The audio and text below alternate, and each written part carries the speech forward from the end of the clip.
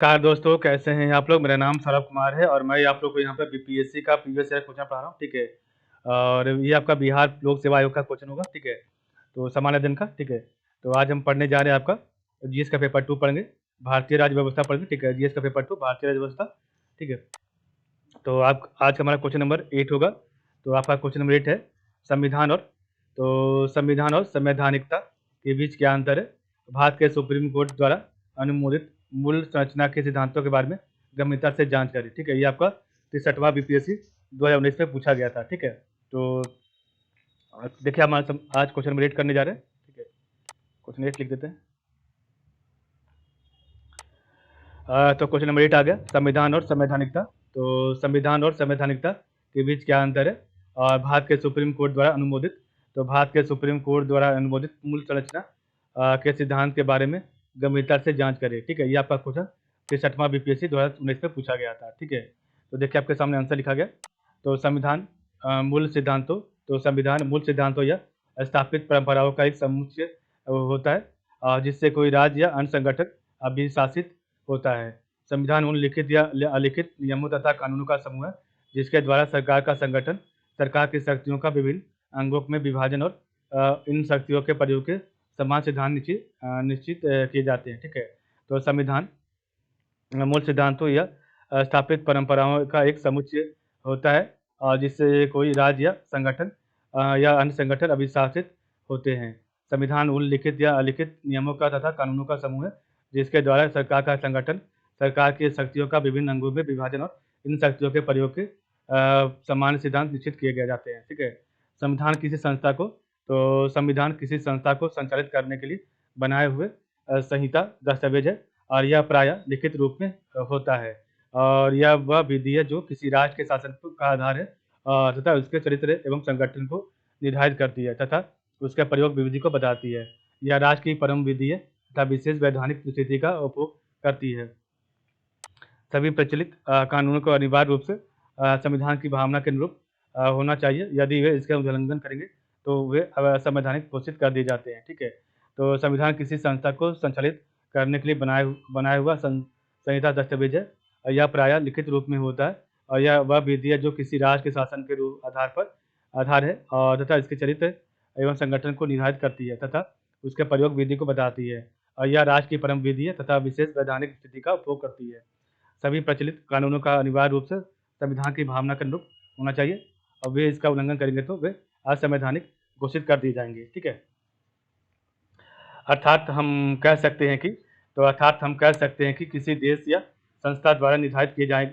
तो यथार्थ हम कह सकते हैं कि किसी देश या संस्था द्वारा निर्धारित किए गए वह नियम जिसके माध्यम से उस देश या संस्था का सुचारू ढंग से संचालन हो सके उसे उस देश या संस्था का संविधान कहा जाता है।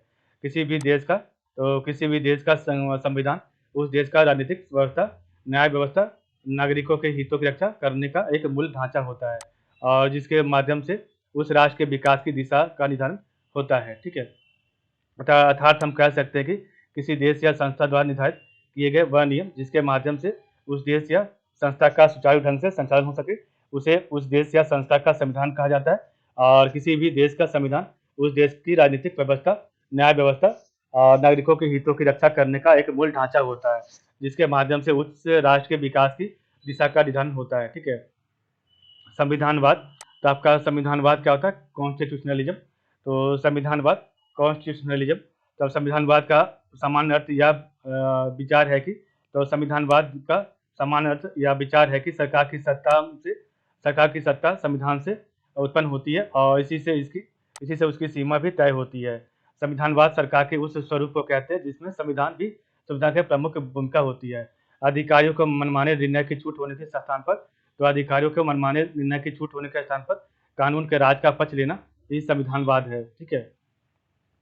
संविधानवाद की मूल भावना यह है कि संविधान की मूल भावना यह है कि सरकारी अधिकारी कुछ भी और किसी भी तरीके से करने के लिए स्वतंत्र नहीं है, बल्कि उन्हें अपनी शक्ति की सीमाओं के अंदर रहते हुए ही कार्य करने की आज़ादी या बंधन है और वह भी संविधान में वर्णित प्रक्रिया प्रोसीड्यूर के अनुसार, ठीक है। ऐतिहासिक प्रक्रिया के परिणाम स्वरूप इस संवैधानिक राज्यों का जन्म हुआ है तो ऐतिहासिक प्रक्रिया के परिणाम स्वरूप भी संवैधानिक राज्यों का जन्म हुआ। मनुष्य द्वारा राज सत्ता के अत्याचार, तो मनुष्य द्वारा राज सत्ता के अत्याचार व दुरुपयोग से बचने के प्रयास के परिणामस्वरूप संविधानवाद का जन्म हुआ है। आधुनिक संविधानवाद के विस्तृत आधार, तो आधुनिक संविधानवाद के विस्तृत आधार है, किंतु इसका मूल आधार विधि का शासन, रूल ऑफ लॉ ही माना जाता है।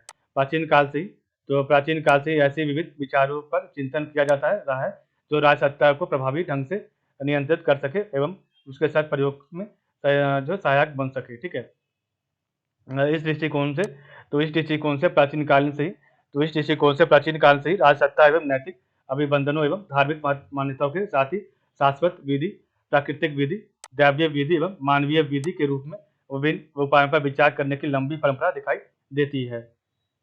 संविधान के मूल ढांचे या आधारभूत सिद्धांतों का धारणा, तो संविधान के मूल ढांचे की धारणा का आज से यह है कि संविधान की कुछ व्यवस्थाओं अन्य व्यवस्थाओं की तुलना में अधिक महत्वपूर्ण है और वे संविधान के मूल ढांचे के समान है और समस्त संवैधानिक व्यवस्था उन पर आधारित है। ठीक है, तो संविधान के मूल ढांचे की धारणा का अर्थ यह है कि संविधान की कुछ व्यवस्थाएं अन्य व्यवस्थाओं की तुलना में अधिक महत्वपूर्ण है, वे संविधान के मूल ढांचे के समान है और समस्त संवैधानिक व्यवस्था उन पर आधारित है। ठीक है, केशवानंद भारती बनाम केरल राज्य, तो सर्वप्रथम इस धारणा का प्रतिपादन सर्वोच्च न्यायालय के द्वारा 24 अप्रैल 1973 को मौलिक अधिकारों से संबंधित एक विवाद केशवानंद भारती बनाम केरल राज्य पर निर्णय देते हुए किया गया। और इस निर्णय में सर्वोच्च न्यायालय ने कहा कि संसद मौलिक अधिकारों को संशोधित या सीमित कर सकती है, किंतु संविधान के आर्टिकल 368 से संसद को संविधान के मूल ढांचे बेसिक स्ट्रक्चर में परिवर्तन का अधिकार प्राप्त नहीं होता है। ठीक है, तो केशवानंद भारती बनाम केरल राज्य, तो सर्वप्रथम इस धारणा का प्रतिपादन सर्वोच्च न्यायालय के द्वारा 24 अप्रैल 1973 को मौलिक अधिकारों से संबंधित एक विवाद केशवानंद भारती बनाम केरल राज्य पर निर्णय देते हुए किया गया। और इस निर्णय में सर्वोच्च न्यायालय ने कहा कि संसद मौलिक अधिकारों को संशोधित या सीमित कर सकती है, किंतु संविधान का अनुच्छेद आर्टिकल 368 से संसद को संविधान के मूल ढांचे बेसिक स्ट्रक्चर में परिवर्तन का अधिकार प्राप्त नहीं होता है। मिनर्वा मिल्स बनाम भारत सरकार, तो मिनर्वा मिल्स बनाम भारत सरकार, ठीक है, तो मिनर्वा मिल्स बनाम भारत सरकार मई 1980 विवाद में भी जब सर्वोच्च न्यायालय के द्वारा पुनः इस बात का प्रतिपादन किया गया। और इसके अतिरिक्त 1975-1976 की राजनीतिक स्थिति इमरजेंसी के समय तत्कालीन भारतीय राजनीति इंदिरा गांधी द्वारा संविधान से छेड़छाड़ की गई। ठीक है, के आधार पर यह अनुभव किया गया कि शासक वर्ग संसद पर अनुचित प्रभाव या नियंत्रण स्थापित कर संसद की सर्वोच्चता के नाम पर संविधान को खिलवाड़ का साधन बना सकता है। अतः शासन की इस शक्ति पर रोक लगाने के लिए संविधान के मूल ढांचे की धारणा को अपनाया जाना चाहिए। ठीक है, तो मिनर्वा मिल्स बनाम भारत सरकार, तो मिनर्वा मिल्स बनाम भारत सरकार यह आपका केस 1980 का है। विवाद में भी सर्वोच्च न्यायालय के द्वारा पुनः इस बात का प्रतिपादन किया गया कि इसके अतिरिक्त 1926 की राजनीतिक स्थिति इमरजेंसी के समय तत्कालीन भारतीय प्रधानमंत्री इंदिरा गांधी द्वारा संविधान से छेड़छाड़ की गई कि इसके आधार पर यह अनुभव किया गया कि शासक वर्ग संसद पर अनुचित प्रभाव और नियंत्रण स्थापित कर संसद की सर्वोच्चता के नाम पर संविधान को खिलवाड़ का साधन बना सकता है। अतः शासन की इस शक्ति पर रोक लगाने के लिए संविधान के मूल ढांचे की धारणा को अपनाया जाना चाहिए। ठीक है, 1973 और 1980 के निर्णय में यह नहीं बताया गया कि संविधान के मूल ढांचे बेसिक प्रिंसिपल ऑफ कॉन्स्टिट्यूशन या आधारभूत ढांचे के अंतर्गत संविधान को कौन कौन सी व्यवस्थाएं आती है।